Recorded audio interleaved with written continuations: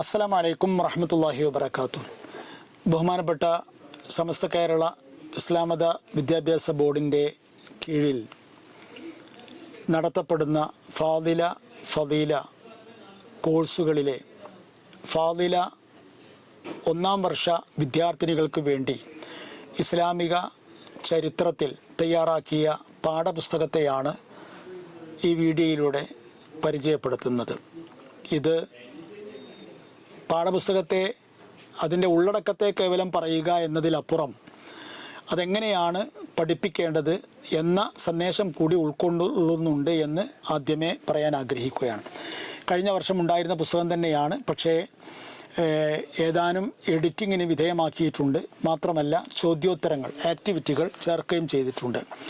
അതുകൊണ്ട് തന്നെ ഈ പ്രാവശ്യം മുതൽ നമ്മൾ കഴിഞ്ഞ പ്രാവശ്യത്തിൽ നിന്ന് വ്യത്യസ്തമായി കുറച്ചുകൂടി ഗൗരവപൂർണമായൊരു സമീപനം ഈ വിഷയത്തോടുണ്ടാവണം എന്ന് പ്രത്യേകം ഓർമ്മപ്പെടുത്തുകയാണ് ആദ്യം തന്നെ. അതായത് ചരിത്രമാണ്, ഇത് നബിയുടെ ചരിത്രമാണ്, ഇതെല്ലാവർക്കും ഏകദേശം അറിയുന്നതാണ്, മദ്രസയിൽ നിന്നൊക്കെ ഒരുപാട് പറഞ്ഞിട്ടുള്ളതാണ്, കേട്ടിട്ടുള്ളതാണ്, പഠിച്ചിട്ടുള്ളതാണ്. മാത്രമല്ല ഇത് അത്ര വലിയൊരു വിഷയമല്ല എന്നൊരർത്ഥത്തിൽ അത് നിങ്ങൾ വായിച്ച് പഠിച്ചാൽ മതി എന്ന് വിദ്യാർത്ഥിനികളോട് പറയുകയോ അല്ലെങ്കിൽ ഉദാസീനതയോടുകൂടെ വായിച്ച് പോവുക മാത്രം ചെയ്യുകയോ ചെയ്യുന്ന സമീപനം ഒരിക്കലും ഉണ്ടാവാൻ പാടില്ല എന്ന് പ്രത്യേകം ഓർമ്മപ്പെടുത്തുകയാണ്. ഇത് തികച്ചും അക്കാദമികമായ ഒരു സമീപനത്തോടു കൂടെ തന്നെ സമീപിക്കുകയും പഠിപ്പിക്കുകയും ചെയ്യേണ്ട കാര്യമാണ്. ഈ പ്രാവശ്യം മുതൽ ഇൻഷാ അല്ലാഹ് ആ അർത്ഥത്തിലുള്ള പരീക്ഷയായിരിക്കും ഈ വിഷയത്തിൽ ഉണ്ടായിരിക്കുക എന്ന് പ്രത്യേകം ഓർമ്മപ്പെടുത്തുകയാണ്. അതുകൊണ്ട് എങ്ങനെയാണ് ഈ വിഷയം പഠിപ്പിക്കേണ്ടത് എന്നതിനെക്കുറിച്ചുള്ള വളരെ പ്രാഥമികമായ ചില നിർദ്ദേശങ്ങൾ കൂടി ഇവിടെ പറയുകയാണ്. ഇത് ഒരു കാര്യം ആദ്യമേ പറയാനുള്ളത്, ഈ പാഠപുസ്തകം വളരെ ചെറിയൊരു പാഠപുസ്തകമാണ്. ഇത് നബി സല്ലല്ലാഹു അലൈഹി വസല്ലം തങ്ങളുടെ ചരിത്രമാണ്. അതിലെ ഒന്നാമത്തെ ഘട്ടമാണ് ഇതിൻ്റെ ഉള്ളടക്കം. അതായത് നബിയുടെ ദേശമായ മക്ക എന്ന് പറയുന്ന പ്രദേശത്തെ പരിചയപ്പെടുത്തിക്കൊണ്ട് നബിയുടെ ഹിജ്റ വരെയുള്ള കാര്യങ്ങളാണ് ഇതിൽ വന്നിരിക്കുന്നത്. ഇത് മഹാനായ നബി സല്ലല്ലാഹു അലൈഹി വസല്ലം തങ്ങൾ ഹിജ്റ പോകുന്നത് 53-ാമത്തെ വയസ്സിലാണ് നമുക്കറിയാം. അപ്പോൾ 53 വർഷത്തെ ജീവചരിത്രം ഇത്രയും ചെറിയൊരു പുസ്തകത്തിൽ നമുക്കൊരിക്കലും ഉൾക്കൊള്ളിക്കാൻ കഴിയില്ല, പ്രത്യേകിച്ചും മഹാനായ നബി സല്ലല്ലാഹു അലൈഹി വസല്ലം തങ്ങളുടെ ജീവിതം. അതുകൊണ്ട് ഇതിലുള്ളതെല്ലാം ഏകദേശം ഒരു സൂചനകളാണ്. ഈ സൂചനകളെ വിപുലീകരിക്കാനുള്ള ബാധ്യത ഓരോ അധ്യാപകനും ഓരോ അധ്യാപികക്കും ഉണ്ട് എന്ന് പ്രത്യേകം ഓർമ്മപ്പെടുത്തുകയാണ്. അപ്പോൾ ഇതിൽ പറയുന്ന ഓരോ വിഷയങ്ങളും ഒരു ആധികാരികമായ റഫറൻസ് ഉപയോഗപ്പെടുത്തിയോ അല്ലെങ്കിൽ ഏതെങ്കിലും ആ വിഷയത്തെ സംബന്ധിച്ച് ആധികാരികമായ അറിവുള്ള ആൾക്കാരെ സമീപിച്ചോ ബന്ധപ്പെട്ടോ നേടിയെടുത്തതിന് ശേഷം, അതായത് ഓരോ പാഠവും അത് പഠിപ്പിക്കുന്നതിന് മുമ്പായി ആ പഠിപ്പിക്കേണ്ട വിഷയം നന്നായി ഗ്രഹിച്ചതിന് ശേഷം മാത്രമേ ക്ലാസ് എടുക്കാൻ പാടുള്ളൂ എന്ന് പ്രത്യേകം ഓർമ്മപ്പെടുത്തുകയാണ്. കാരണം ഈ പാഠപുസ്തകങ്ങൾ സംഗ്രഹിച്ചുകൊണ്ടാണ് തയ്യാറാക്കിയിരിക്കുന്നത് എന്നുകൊണ്ട് പ്രത്യേകിച്ചും. പിന്നെ 3 കാര്യങ്ങൾ പ്രത്യേകം ഊന്നി പറയുകയാണ്. ഒന്ന്, വിഷയത്തിൻ്റെ ലക്ഷ്യം. വിഷയത്തിൻ്റെ ലക്ഷ്യം എന്താണെന്ന് ചോദിച്ചാൽ മഹാനായ നബി സല്ലല്ലാഹു അലൈഹി വസല്ലം തങ്ങളോടുള്ള മഹബത്ത് മനസ്സിലുണ്ടാവുക എന്നുള്ളത്. അത് ഉണ്ടാവണം എന്നുണ്ടെങ്കിൽ മഹബത്തിന് കാരണമായ നബിയുടെ ജീവിതമുണ്ട്.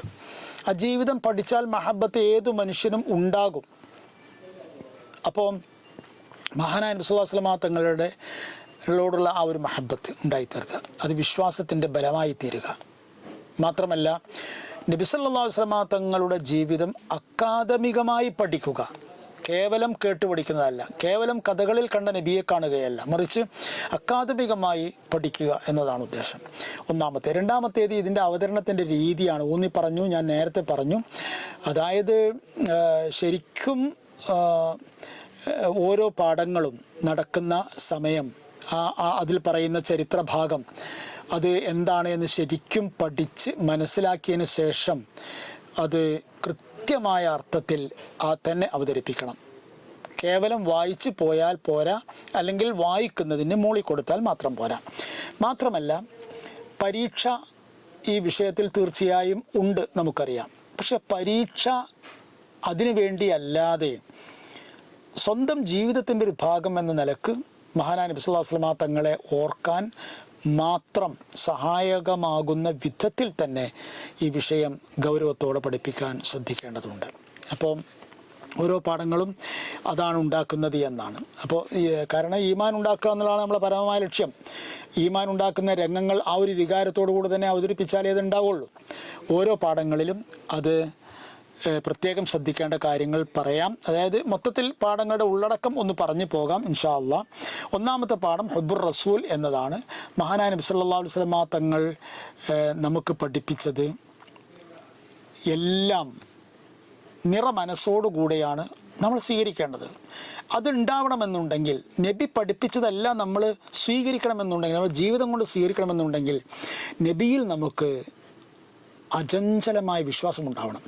വിശ്വാസം വരാൻ സ്നേഹം ഉണ്ടാക്കുന്ന അല്ലെങ്കിൽ സ്നേഹം തോന്നിപ്പിക്കുന്ന കാര്യങ്ങൾ മനസ്സിൽ ഉറപ്പിക്കണം. അത് മതപരമായി വിശദീകരിക്കുകയാണ് ഈ പുസ്തകത്തിലെ ഓരോ പാഠങ്ങളും ചെയ്യുന്നത്. അതുകൊണ്ട് തന്നെ അവിടെ എന്തെല്ലാം അനുബന്ധങ്ങളാണോ വേണ്ടത് എന്ന് കണ്ടെത്തുകയും അത് പഠിച്ച് ഗ്രഹിക്കുകയും എന്നതിന് ശേഷം മാത്രം അവതരിപ്പിക്കുകയും ചെയ്യണം എന്നത് പ്രത്യേകമായിട്ട് ഓർമ്മപ്പെടുത്തുകയാണ്. അപ്പോൾ ഒന്നാമത്തേത് പ്രവാചക സ്നേഹം എന്ന് പറയുന്ന ശീർഷകത്തിലുള്ള ഒരു പുസ്തകമാണ്. അതിൽ പ്രവാചക സ്നേഹം ഉണ്ടാക്കാനുള്ള മാർഗങ്ങൾ പാഠത്തിൽ പറഞ്ഞതും അല്ലാത്തതുമായ കാര്യങ്ങൾ പറയണം. അതേപോലെ തന്നെ അതിൻ്റെ ആക്ടിവിറ്റി ഉണ്ട്. നബി സല്ലല്ലാഹു അലൈഹി വസല്ലമ തങ്ങളുടെ ചരിത്രം അതിന്നും ആധികാരികമായി നിൽക്കുന്നു. ലോകത്ത് ഏത് നേതാവിൻ്റെ ചരിത്രം ഉണ്ടെങ്കിലും ആ ചരിത്രത്തിലൊക്കെ തന്നെയും ഗുരുതരമായ അഭിപ്രായ വ്യത്യാസങ്ങളുണ്ട്. പക്ഷേ ഒരു തരം സന്ദേഹവും ഇല്ലാത്ത വിധത്തിൽ ഇത്രമാത്രം കരുത്തോടെ ഇത് നിൽക്കാൻ എന്താണ് കാരണം? അതൊക്കെ തന്നെയും മഹബ്ബത്തോടുകൂടെ നബിയെ സമീപിക്കുകയും നബിയിൽ വിശ്വസിക്കുകയും ചെയ്ത ഒരു തലമുറ സ്വീകരിച്ചത് കൊണ്ടാണ്, നബിയുടെ ജീവിതത്തെ സ്വീകരിച്ചത് കൊണ്ടാണ്. അതുകൊണ്ട് അത്തരം കാര്യങ്ങളെല്ലാം പഠിപ്പിക്കാനുള്ള ഒരു പാഠമാണ് ഒന്നാമത്തെ പാഠം. അതിൽ മഹബ്ബത്തുർ റസൂൽ, റസൂലിനോടുള്ള മഹബ്ബത്ത് അത് ഉണ്ടാക്കിയെടുക്കാൻ എന്തൊക്കെ കാര്യങ്ങൾ നമ്മൾ പറയേണ്ടതുണ്ടോ, ഏതെല്ലാം രീതിയിൽ നമ്മൾ അവതരിപ്പിക്കേണ്ടതുണ്ടോ അങ്ങനെയെല്ലാം അവതരിപ്പിക്കണം. രണ്ടാമത്തെ പാഠം മക്ക ദേശത്തെയാണ്, നബിയുടെ കുടുംബം, അതുപോലെ തന്നെ നബി വരാനിരിക്കുന്നു എന്ന തരത്തിലുള്ള പ്രവചനങ്ങൾ, അതുപോലെ തന്നെ നബിയുടെ വംശാവലി, അതിലെ പേരുകൾ തുടങ്ങിയതൊക്കെ ഉണ്ടല്ലോ. അത് കൃത്യമായി തന്നെ പറയണം. നമ്മൾ മദ്രസ കാലം മുതൽ തന്നെ നമ്മൾ ഇങ്ങനെ പഠിച്ചു വെച്ച ഒരു ടേബിളുണ്ട്. ആ ടേബിൾ മാത്രം പോരാ, മറിച്ച് ഒന്നുകൂടി കാര്യക്ഷമമായി തന്നെ നമ്മൾ ഓരോ പാഠങ്ങളും ഓരോ പേരുകളും ഓരോ പിതാമഹന്മാരെക്കുറിച്ച് ഉദാഹരണമായി അതെല്ലാം വിശദമായി തന്നെ പഠിപ്പിക്കേണ്ടത് അനിവാര്യമാണ്.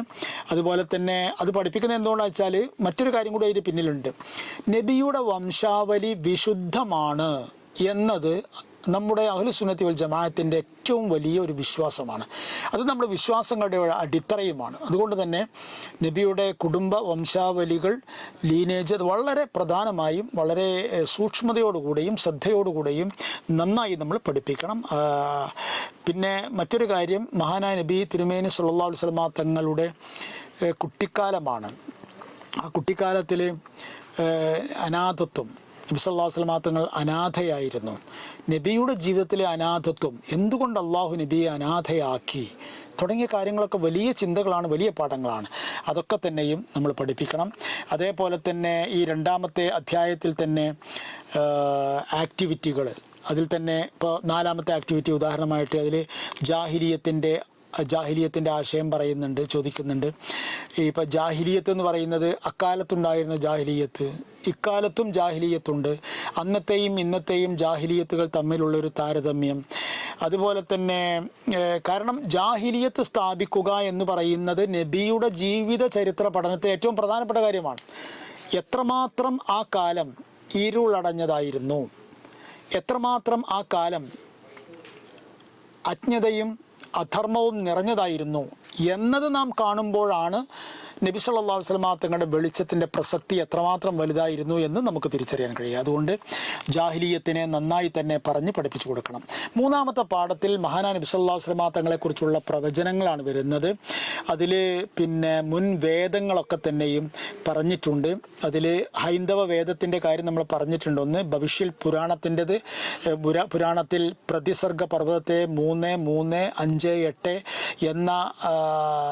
എന്ന വേഴ്സിൽ മഹാനായ നബി സല്ലല്ലാഹു അലൈഹി വസല്ലമ തങ്ങളെ കുറിച്ചുള്ളതെന്ന് കരുതപ്പെടുന്ന ഒരു പ്രവചനം പറഞ്ഞിട്ടുണ്ട്. ആ പ്രവചനത്തിൻ്റെ ഇടയിൽ ഒരു കാര്യം ഓർമ്മപ്പെടുത്തുന്നു. അത് ശിഷ്യശാല എന്നാണ് അതിൻ്റെ അവസാന വരിയിൽ വന്നിരിക്കുന്നത്. അത് ശിഷ്യശാഖ എന്നാണ്. അത് അച്ചടിപ്പിഴവാണ് എന്ന് പ്രത്യേകം ഓർമ്മപ്പെടുത്തുന്നു. അതേപോലെ തന്നെ ബൈബിൾ പരിശോധിച്ച് ബൈബിളിൽ ഈ പ്രവാചകനെ കുറിച്ചുള്ള പ്രവചനങ്ങൾ, ഇങ്ങനൊരു പ്രവാചകൻ വരാനിരിക്കുന്നു എന്ന് ഈസാ നബി അലൈഹി ഇസ്ലാം അങ്ങനെ പറഞ്ഞതായി വിശുദ്ധ ഖുർആൻ തന്നെ പറഞ്ഞിട്ടുണ്ട്.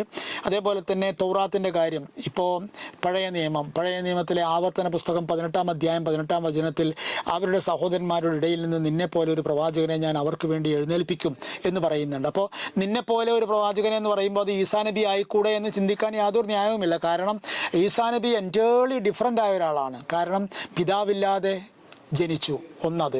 2, മരിക്കുന്നതിന് മുമ്പേ ആകാശത്തിലേക്ക് ഉയർത്തപ്പെട്ടു. 3, അന്ത്യനാളിനോട് അനുബന്ധിച്ചുകൊണ്ടാണ് മഹാനവറുകൾ തിരിച്ചു വരിക. 4, സ്വാഭാവികമായ മരണം അവർ വരിക്കുകയും ചെയ്യും. അപ്പോൾ അതൊക്കെ തന്നെയും നിന്നെ പോലെ എന്ന് മൂസാ നബിയോട് അള്ളാഹു പറഞ്ഞിട്ടുണ്ട് എങ്കിൽ, അവരുടെ ബൈബിളിലുള്ള കാര്യം ശരിയാണ് എങ്കിൽ, തീർച്ചയായും നിന്നെ പോലെ എന്ന് പറഞ്ഞാൽ അത് മഹാനായ മുഹമ്മദ് മുസ്തഫ സല്ലല്ലാഹു അലൈഹി വസല്ലം തങ്ങളാവാനല്ലാതെ മറ്റൊരു സാധ്യതയുമില്ല. അപ്പം അങ്ങനെയുള്ള മതപ്രമാണങ്ങളിൽ നിന്ന് ഈ പ്രവാചകനെക്കുറിച്ചുള്ള പ്രവചനങ്ങൾ കണ്ടെത്തുക എന്നുള്ളത് പ്രധാനപ്പെട്ട ഒരു കാര്യമാണ്. പിന്നെ മഹാനായ നബിയുടെ ജനനം ഇതിൽ പറയുന്നുണ്ട്, ജനിക്കുമ്പോൾ ഉണ്ടായ അത്ഭുതങ്ങൾ പറയുന്നുണ്ട്, ജനിച്ച വീട് പറയുന്നുണ്ട്. അതേപോലെ തന്നെ അബൂലഹബിൻ്റെ കഥ പറയുന്നുണ്ട്. നബിയെ സ്നേഹിച്ചാൽ കിട്ടുന്ന വലിയ ഗുണമായിട്ട് അബൂലഹബിൻ്റെ കഥ നമ്മൾ പലപ്പോഴും പറയാറുണ്ട്. അപ്പോൾ അതിനെ ആക്ടിവിറ്റികളിൽ കിസ്റയെക്കുറിച്ചും സാവയെക്കുറിച്ചൊക്കെ ചോദിക്കുന്നുണ്ട്. കിസ്റ എന്നാൽ ആരാണ്, കൈസർ എന്നാൽ ആരാണ്, സാവ തടാകം എവിടെയാണ്, ഇപ്പോൾ ഏത് രാജ്യത്താണ് തുടങ്ങിയ കാര്യങ്ങളൊക്കെ അതിൻ്റെ ഒരു ജിയോളജിക്കൽ പഠനം തന്നെ തീർച്ചയായും ഉണ്ടായിരിക്കണം. പിന്നെ നബിദിനാഘോഷത്തെക്കുറിച്ച് പറയാൻ വേണ്ടിയിട്ട് ഈ പാഠത്തിൻ്റെ ആക്ടിവിറ്റികൾ പറയുന്നുണ്ട്. അത് വളരെ പ്രധാനപ്പെട്ട ഒരു കാര്യമാണ്. എന്തുകൊണ്ട് നാം നബിദിനം ആഘോഷിക്കണം, നബിദിനം ആഘോഷിക്കുന്നതിലൂടെ ഉമ്മത്തിന് എന്തെല്ലാം കിട്ടും തുടങ്ങിയ കാര്യങ്ങളൊക്കെ തന്നെയും നമ്മുടെ വിദ്യാർത്ഥിനികൾക്ക് ഒരു ധാരണയും അറിവും ഉണ്ടായിരിക്കണം. അത് അവതരിപ്പിക്കാനുള്ള ശേഷിയും ഉണ്ടായിരിക്കണം. അതിനു വേണ്ടി ഈ പാഠം, ഈ 3-ാമത്തെ പാഠം ഉപയോഗപ്പെടുത്തണം. 4-ാമത്തെ പാഠത്തിൽ മഹാനായ നബി സല്ലല്ലാഹു അലൈഹി വസല്ലം തങ്ങളുടെ ജനനം മുതൽ വിവാഹം വരെയുള്ള കാര്യങ്ങളൊക്കെ പറയുന്നുണ്ട്. അതായത് 25 വയസ്സ് വരെയുള്ള കാര്യം, അതിൻ്റെ ഇടയിൽ നബിയുടെ ജനനത്തിൻ്റെ മുമ്പ് തന്നെ പിതാവിൻ്റെ മരണം, 4 വയസ്സ് വരെ ഹലീമ ബീവിയുടെ സംരക്ഷണത്തിൽ വളർന്നത്, 6-ാം വയസ്സിൽ മദീനയിലേക്ക് പോയത് മാതാവിനോടൊപ്പം, മാതാവിൻ്റെ വഫാത്ത്, വിയോഗം, 8-ാം വയസ്സിൽ പിതാമഹൻ അബ്ദുൽ മുത്തലിബിൻ്റെ വിയോഗം, 12-ാം വയസ്സിൽ പിതൃവ്യൻ അബൂ താലിബിനോട് കൂടെ ഷാമിലേക്ക്, സിറിയയിലേക്കുള്ള കച്ചവട യാത്ര, 25-ാം വയസ്സിൽ വിവാഹം തുടങ്ങിയ കാര്യങ്ങളൊക്കെ അതിൽ പറയുന്നുണ്ട്. മാത്രമല്ല അതിൻ്റെ ആക്ടിവിറ്റികളുടെ ഭാഗമായിട്ട് ജന്നത്തുൽ ബക്കീനെക്കുറിച്ച്, കഅബാലയത്തെക്കുറിച്ച് ഒക്കെ ഉള്ള സ്ഥിതി വിവരക്കണക്കുകൾ, അതെവിടെയാണ് സ്ഥിതി ചെയ്യുന്നത്, ഏത് ഭാഗത്താണ്, എത്ര വലിപ്പമുണ്ട്, എത്ര വാതിലുകളുണ്ട്, എത്ര ജനവാതിലുകളുണ്ട്, ഇപ്പോൾ എന്താണ് അതിൻ്റെ അവസ്ഥ, അന്ന് എന്തായിരുന്നു അവസ്ഥ, ഈ കാര്യങ്ങളൊക്കെ തന്നെയും ഒരു ഭൂമിശാസ്ത്ര പഠനം എന്ന അർത്ഥത്തിൽ തന്നെ വിദ്യാർത്ഥിനികൾക്ക് നൽകേണ്ടത് അനിവാര്യമാണ്. 5-ാമത്തെ പാഠത്തിൽ മഹാനായ നബി സല്ലല്ലാഹു അലൈഹി വസല്ലം തങ്ങളുടെ ആദ്യത്തെ വിവാഹം ഖദീജ ബീവി റളിയല്ലാഹു അൻഹയുമായുള്ള വിവാഹമാണ്. ആ പാഠത്തിൽ തന്നെ നബിയുടെ മക്കളെക്കുറിച്ചുള്ള വിവരണം നൽകുന്നുണ്ട്. ഖദീജ ബീവിയുമായിട്ടുള്ള വിവാഹത്തിലേക്ക് കാര്യങ്ങളെ കൊണ്ടെത്തിച്ച സംഭവങ്ങളൊക്കെ പറയുന്നുണ്ട്. മാത്രമല്ല ആ പാഠത്തിൻ്റെ ഭാഗമായി തന്നെ അഹ്ലു ബൈത്തിനെ കുറിച്ച് നമ്മൾ പഠിക്കുന്നുണ്ട്. അത് നമ്മൾ പഠിക്കണം തീർച്ചയായും. മഹാനായ നബി സല്ലല്ലാഹു അലൈഹി വസല്ലം തങ്ങൾ നമ്മെ അത്രമാത്രം പറഞ്ഞേൽപ്പിച്ചൊരു കാര്യമാണ് അഹ്ലു ബൈത്തിൻ്റെ കാര്യം. പിന്നെ നബിയുടെ കുടുംബ ജീവിതത്തിലെ മനോഹരമായ രംഗങ്ങൾ നമ്മൾ പഠിക്കണം. കുടുംബത്തിലെ വിശ്വാസം, സ്നേഹം, വിധേയത്വം തുടങ്ങിയ വലിയ ഗുണങ്ങളുണ്ട്. ആ ഗുണങ്ങളൊക്കെ തന്നെയും നബിയുടെ ഈ വിവാഹത്തിൻ്റെ പശ്ചാത്തലത്തിൽ തന്നെ നമ്മൾ പഠിക്കുകയും വേണം, നമ്മുടെ കുട്ടികൾക്ക് അത് പഠിപ്പിച്ചു കൊടുക്കുകയും വേണം. 6-ാമത്തെ പാഠത്തിൽ നുബുവത്തിനെ കുറിച്ചാണ് പറയുന്നത്. മഹാനായ നബി സല്ലല്ലാഹു അലൈഹി വസല്ലം തങ്ങൾക്ക് നുബുവത്ത് ലഭിക്കുന്നത് 40-ാമത്തെ വയസ്സിലാണ് നമുക്കറിയാം. അതിൻ്റെ ഇടയിൽ 2 പ്രധാന സംഭവങ്ങൾ ഉണ്ടായിട്ടുണ്ട്. 25-ാം വയസ്സിൽ നബിയുടെ വിവാഹം, 35-ാം വയസ്സിൽ മഹാനായ നബി കഅബാലയത്തിൻ്റെ പുനർനിർമ്മാണം. ഇതെല്ലാം ഒന്ന് ചെറിയ രൂപത്തിലെങ്കിലും പറഞ്ഞു കൊടുത്ത് മനസ്സിലാക്കി കൊടുക്കണം. പിന്നെ ഹിറാ ഗുഹ, ജിബ്രീൽ എന്ന മലക്ക്, വറക്ക ബിൻ നൗഫൽ, ഈ വ്യക്തിത്വങ്ങളുണ്ട്, ഈ സ്ഥലങ്ങളുണ്ട്. ഇതെല്ലാം ശരിക്കും വിവരിച്ചു കൊടുക്കണം. ഹിറാ ഗുഹ എന്ന് പറഞ്ഞാൽ മാത്രം പോരാ. ഹിറാ ഗുഹയിലിരിക്കവെയാണ് നബി സല്ലല്ലാഹു അലൈഹി വസല്ലം തങ്ങൾക്ക് ദിവ്യബോധനം ഉണ്ടായത് എന്നത് എല്ലാവർക്കും അറിയാവുന്നൊരു കാര്യമാണ്. പക്ഷേ ഹിറാ ഗുഹ എവിടെയാണ് സ്ഥിതി ചെയ്യുന്നത്, അതേത് പർവ്വതത്തിന് മുകളിലാണ്, ആ പർവ്വതത്തിലേക്ക് കഅബയിൽ നിന്നുള്ള ദൂരം എത്രയാണ്, അതിൻ്റെ മുകളിൽ എത്ര കയറിയാലാണ് ആ ഗുഹയിലേക്ക് എത്താൻ കഴിയുക, ആ ഗുഹ വളരെ തന്ത്രപ്രാധാന്യമുള്ളൊരു ഗുഹയാണ്, എന്താണ് കാരണം തുടങ്ങിയ കാര്യങ്ങളൊക്കെ തന്നെയും പഠിച്ച് മനസ്സിലാക്കി, ഞാൻ നേരത്തെ പറഞ്ഞ പോലെ തന്നെ നമ്മൾ പഠിച്ച് ഗ്രഹിച്ചതിന് ശേഷം നമ്മുടെ വിദ്യാർത്ഥിനികൾക്ക് അത് നൽകണം. മാത്രമല്ല നമുക്ക് കിട്ടിയ കാര്യങ്ങളൊക്കെ തന്നെയും അവർക്ക് കിട്ടാനുള്ള ഒരു ജിജ്ഞാസ, ഒരു ഉത്സാഹം നമ്മൾ കാണിക്കണം. അതാണ് ഒരു അധ്യാപകൻ്റെ സത്യസന്ധത. പ്രത്യേകം ഓർമ്മപ്പെടുത്തുകയാണ്. അള്ളാഹു നമ്മെ നല്ല അധ്യാപകരിൽ ഉൾപ്പെടുത്തുമാറാവട്ടെ. 7-ാമത്തെ പാഠത്തിൽ മഹാനായ നബി സല്ലല്ലാഹു അലൈഹി വസല്ലം തങ്ങളുടെ പ്രബോധനത്തിൻ്റെ ആദ്യ നാളുകളിൽ നേരിട്ട വെല്ലുവിളികൾ, മക്കായിലെ മുശ്രിക്കുകളുടെ ഭാഗത്തിൽ നിന്നുണ്ടായ വെല്ലുവിളികളാണ്. പിന്നെ അതേപോലെ തന്നെ ഇസ്രാ മിഅ്റാജ് ഒക്കെ ഈ വിഷയത്തിലാണ് വരുന്നത്. അതിൻ്റെ ഇടയിൽ ഒരുപാട് കാര്യങ്ങൾ വരുന്നുണ്ട്. രഹസ്യ പ്രബോധനം വരുന്നുണ്ട്, പരസ്യ പ്രബോധനത്തിൻ്റെ തുടക്കം വരുന്നുണ്ട്, അബ്സീനിയ ഹിജ്റ വരുന്നുണ്ട്, അതുപോലെ തന്നെ ഹംസ റളിയല്ലാഹു അൻഹുവിൻ്റെ, ഉമർ റളിയല്ലാഹു അൻഹുവിൻ്റെ ഒക്കെ ഇസ്ലാം ആശ്ലേഷണം. പിന്നെ ഇതൊന്നും പാഠത്തിൽ വന്നിട്ടില്ല എങ്കിൽ പോലും ഈ സമയത്താണ് അത് നടക്കുന്നത്. പിന്നെ ആക്ടിവിറ്റികൾ നന്നായി, അതാണ് നമ്മൾ നേരത്തെ പറഞ്ഞ ഒരു പ്രധാനപ്പെട്ട കാര്യം. ഇത് വളരെ ഹ്രസ്വമായ ഒരു ചരിത്ര അവലോകനമാണ് ഈ പാഠപുസ്തകത്തിലുള്ളത്. ഈ സമയത്തുണ്ടായ മേജർ സംഭവങ്ങൾ ഓരോന്നും നമ്മൾ കണ്ടെത്തുകയും ഈ സമയത്താണ് ഇന്നത് നടന്നത് എന്ന് പറഞ്ഞു കൊടുക്കുകയും ചെയ്യണം. അത് പ്രത്യേകം ഓർമ്മപ്പെടുത്തുന്നു. പിന്നെ 8-ാമത്തെ പാഠത്തിൽ നബി സല്ലല്ലാഹു അലൈഹി വസല്ലം തങ്ങളുടെ ഹിജ്റയെക്കുറിച്ചാണ് പറയുന്നത്. ഹിജ്റ അത് വലിയ ഒരു സംഭവമാണ്. ഹിജ്റ എന്ന് പറഞ്ഞാൽ ഇവിടെ പ്രയാസമായതുകൊണ്ട് അവിടേക്ക് ചേക്കേറുക എന്ന് പറയുന്നത് മാത്രമല്ല, മറിച്ച് അത് വലിയ ഒരു അധ്യായമാണ്. അത് ആ അധ്യായമായി തന്നെ കുട്ടികളുടെ, വിശ്വാസിനികളുടെ മനസ്സുകളിൽ ഉണ്ടായിരിക്കേണ്ടതുണ്ട്. അതുകൊണ്ട് ആ രൂപത്തിൽ തന്നെ അത് അവതരിപ്പിക്കണം. പിന്നെ 9-ാമത്തേത് ക്രമണികയാണ്. അതായത് നബിയുടെ ജനനം മുതൽ മദീന ഹിജ്റ വരെയുള്ള കാര്യങ്ങൾ ഒന്നിനൊന്നായി ക്രമത്തിൽ തന്നെ പാഠപുസ്തകത്തിൽ കൊടുത്തിട്ടുണ്ട്.